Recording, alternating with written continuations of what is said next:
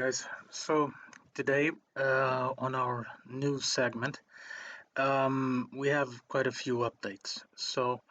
Um, Chadwick Boseman just won a couple of days ago the SAG award for Best Actor. Very well done. Unfortunately, it's a posthumous award. Uh, but regardless from that, it's a mark on a very rich career. Of course, he's going to leave the mark of being Black Panther. We still don't know how Marvel is going to go forward with the Black Panther franchise and how Black Panther will um, be displayed on newer Avengers movies, but currently there aren't any Avengers movies going on. So at this point in time, there's no news how Marvel is going to play this out. We do know that Black Panther 2 is supposed to start filming during the summer, but at this point in time, no one knows what's going to happen. Um, Anyways, it's a very cool thing for them to give this award, and it was very well deserved. Um, the movie that he was on is really touching and very rich in content, and his character is drastically different from what we saw on Black Panther, but it's quite a beautiful character, and really he's a master at bringing that character to life. I'm not going to spoil anything. You guys should see the movie, and of course, leave any comments below. Um, Moving on, uh, Godzilla vs. Kong is hitting um, all-time highs during a pandemic on the U.S. theaters. As you might know, a lot of theaters are already open on the US because their vaccination is quite along the way, so they decided to open. And Godzilla vs. Kong is really pushing for being the blockbuster of this beginning of summer. Let's see how Mortal Kombat plays out, of course. But in this regard, this is a very good indication for future Godzilla movies and future Kong movies. Um, let's see how this is going to play out. But there was the even with the movie premiering also at the same time, at the same hour that was premiered on theaters, it was premiered on HBO Max. So even with that, it was quite a success on theaters. Um, there is still no news in my country when it's going to come out on HBO Max because there is no HBO Max in Portugal. There is only HBO Portugal, and that has a very specific type of shows. Unfortunately, I've already contacted their services, and there isn't any kind of update when this movie is going to come out in Portugal, since Portugal's theaters are closed because of the lockdown. They've been closed almost since the beginning of the year.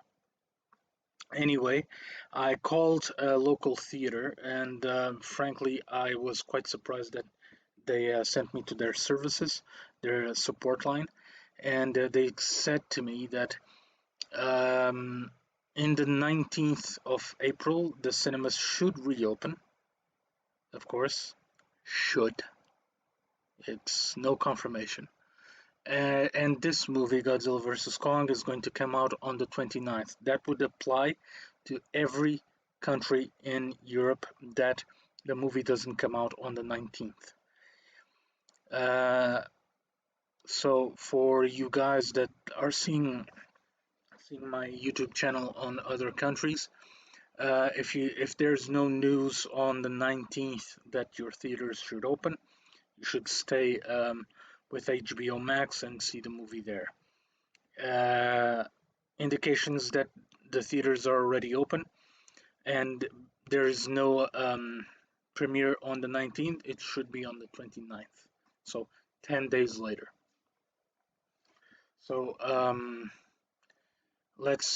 I'll keep you guys up to date with any news portraying this movie as well. Now, this is very bad news for Josh Whedon. As you might know, Josh Whedon released in 2017 the Justice League movie.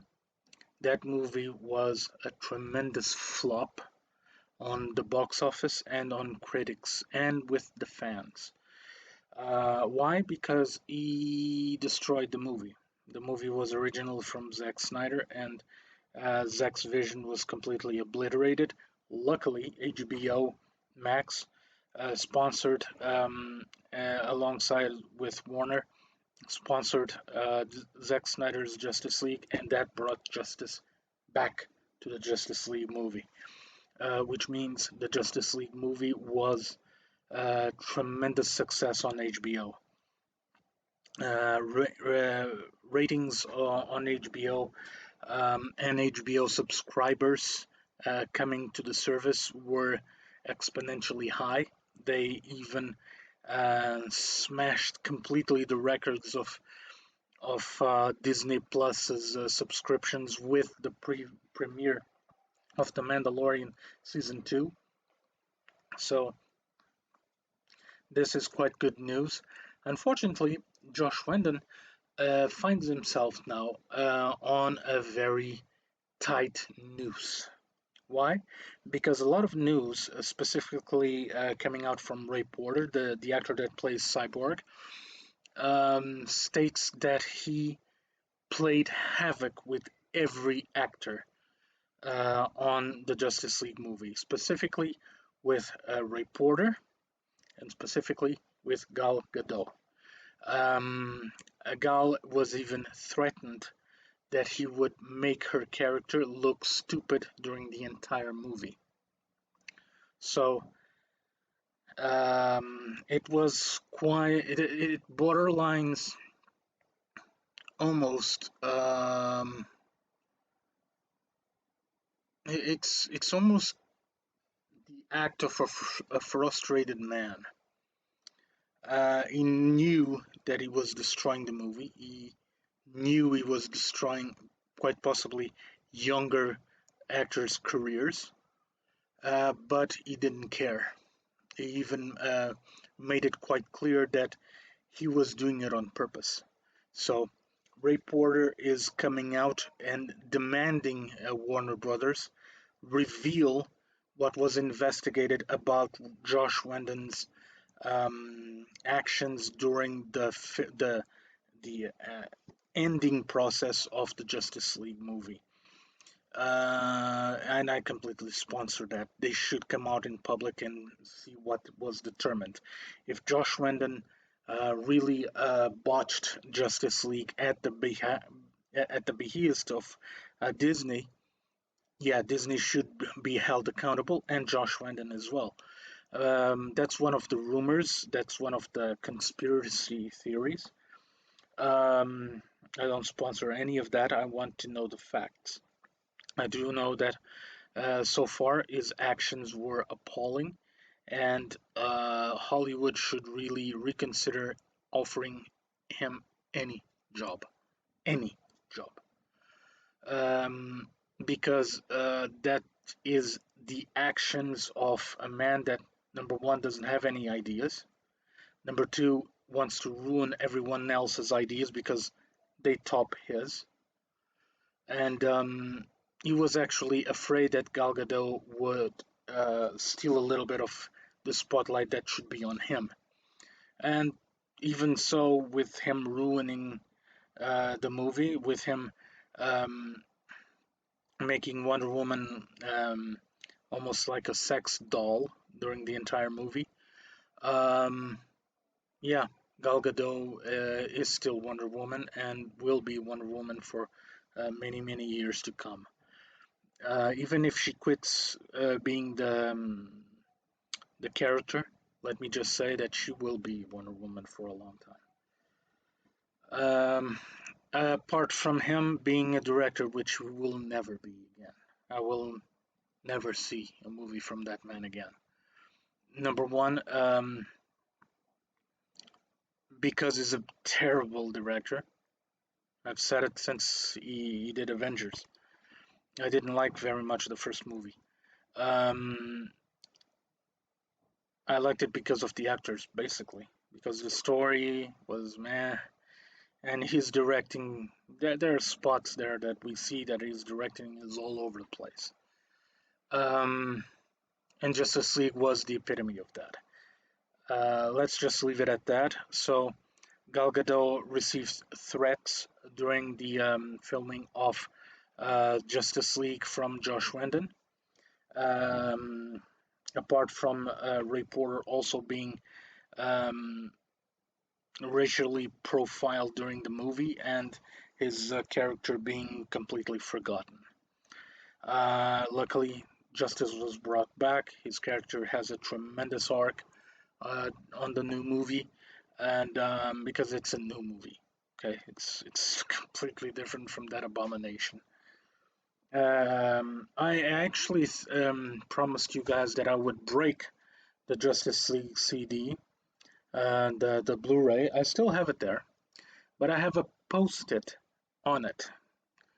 So I have a post-it that says what not to do to a movie. And that's what I'm going to call that movie from here on in. What not to do to a movie. Any movie, actually. Um, and that's about it. That's all I have to say about that. So to me, the Justice League is Zack Snyder's Justice League. The other one is what not to do with a movie. So let's hope that the truth comes out and Josh Whedon faces the harsh reality. And of course, if any other parts were involved in the debacle of the Justice League, they should be held accountable because we've spent money on that movie by going to the theaters, buying the Blu-rays, and all of that, and several other franchise materials that were launched. They need to be held accountable for that. Sylvester Stallone, which ended filming a new superhero movie quite a few weeks ago, I do believe. The Samaritan. Uh, One of his representatives already said that he will not be returning for Creed 3. So the Rocky sequel will not have Sylvester Stallone in the future. So it's always going to be revolving around the son of Apollo Creed. Um, as for Stallone, he's actually going to have two superhero movies coming out, The Samaritan, and of course, he's going to play King Shark on the new The Suicide Squad from James Gunn. So the big shark that you saw in the trailer, yeah, that's Sylvester Stallone. So there's actually more news that he promised to reveal during this week concerning future projects that he's currently doing. So I'll keep my ears to the ground and report back to you guys next week if there's any news. I'm not even gonna. I don't even know why I'm going to report this. So Cyberpunk 2077. There there was a tremendously big patch that fixed a lot of optimization features of the game. That's all well and good, but it brought game-breaking bugs again. Okay, so right now you might lose the entire save game history that you have out of the blue. You save the game, you come out of the game, you go about your life, you come back to the game, there's no save games. And it's irrecoverable, and they're still investigating if the save games are actually deleted or they become invisible to the PlayStation 4 system. So there might be that you have gotten this bug, and right now there is save games from this abomination taking up space on your hard drive, and you'll never have that space back ever again, only by formatting the disk, which that sucks a lot. So when is CD Projekt going to come out and say that this game is so broken they'll just abandon it? Because it is so broken. Because it is unplayable, and it's offensive for them to release something that was supposed to make the game better, and it only helps the optimization of the game, not the gameplay itself.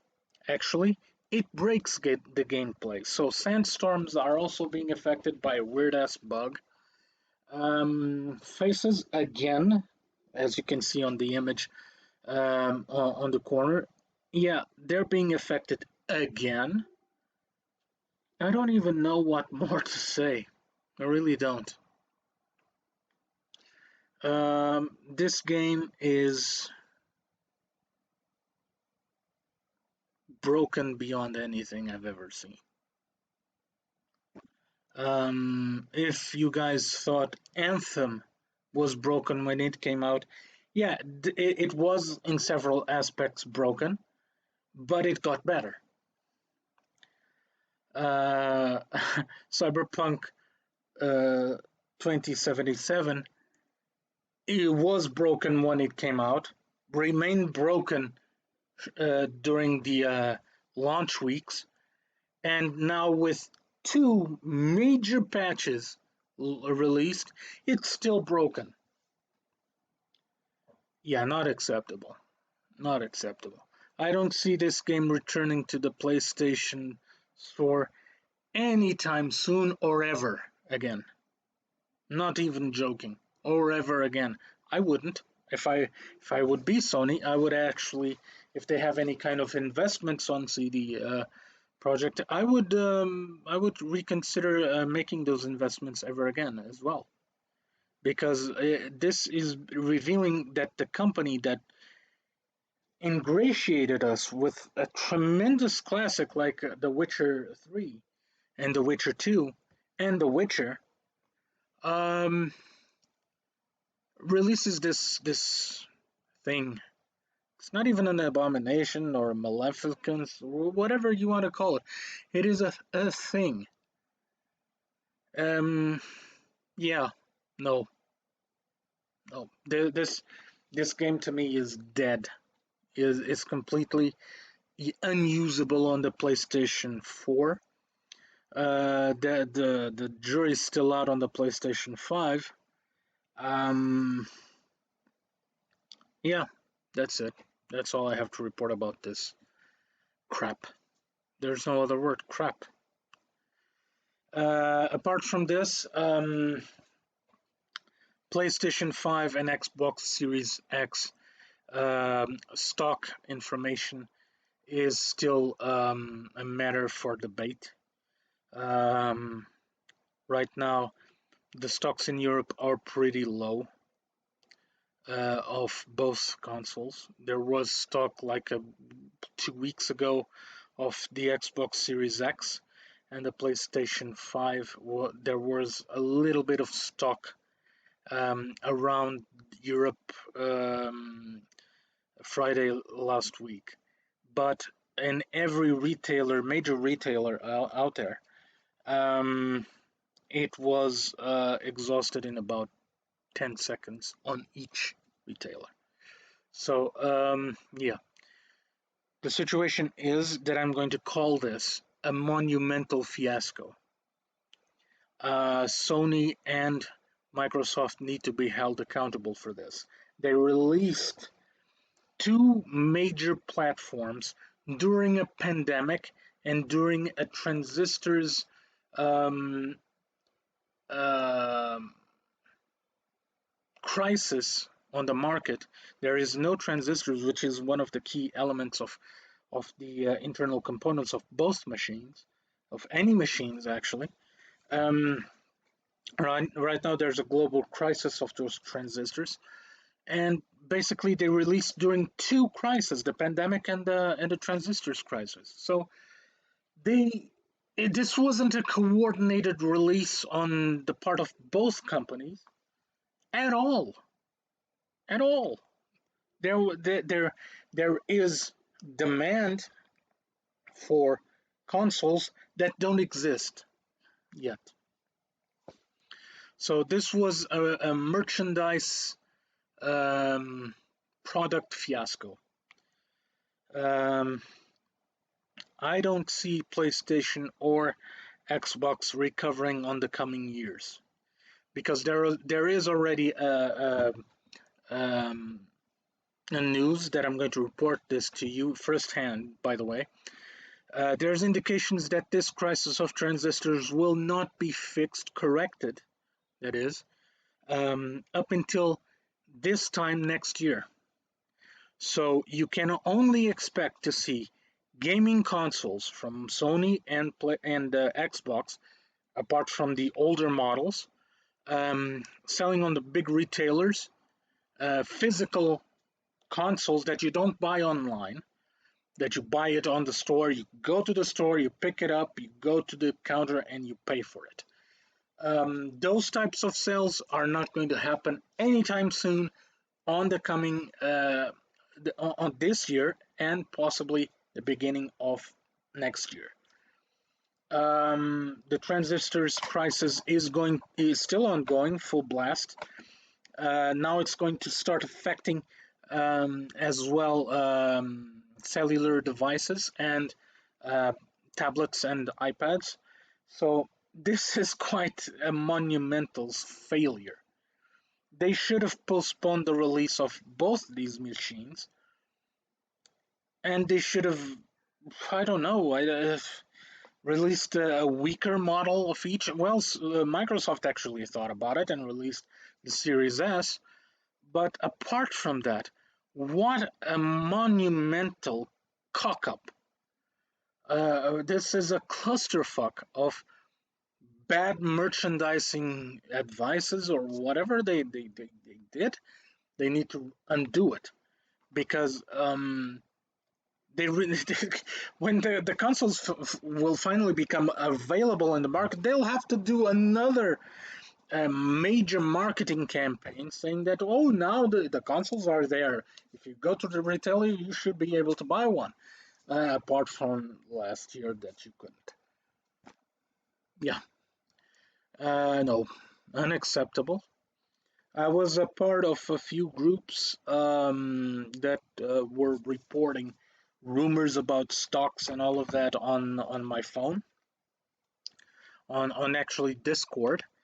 And you know what? I got out of those groups because those rumors will tear your mind to shreds. Because you go to the website and you just press F5 to refresh the website. F5, F5, F5, F5, F5, until you wear out the F5 or you go insane.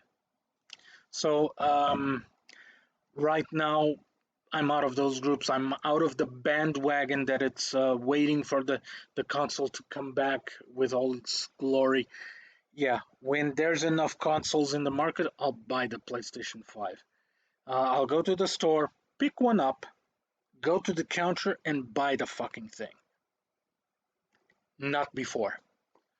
So, because there's a lot of consoles that are coming broken from several retailers.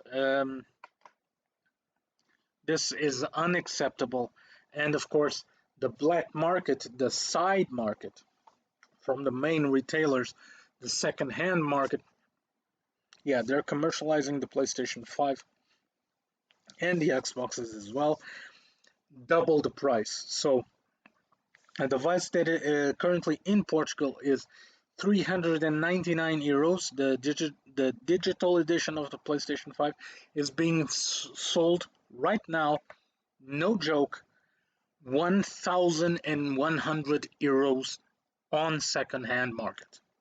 So this is unacceptable. Sony may, should contact the retailers and Shopifyers and stuff that actually allow this stupidity to continue, because a lot of people are making a killer with consoles that they bought. Um, Unacceptable in my book. I'll never give 1,000 euros for a gaming console ever. Even if I was a millionaire, I would never give that amount of money for a gaming console.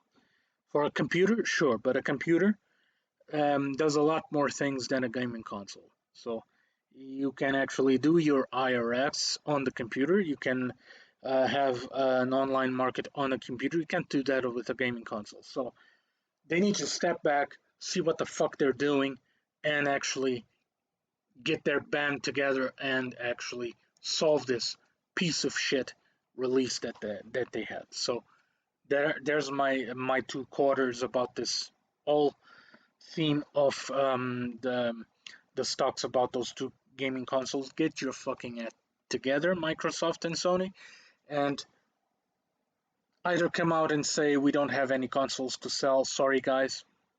We'll make arrangements to have it in the future, or just come out and say, yeah, we fucked up. Yeah, they should do that. So this is the news segment for this week, guys. I hope you guys enjoy it. Please like and subscribe my channel if you like my content, and I'll see you all next week. See ya.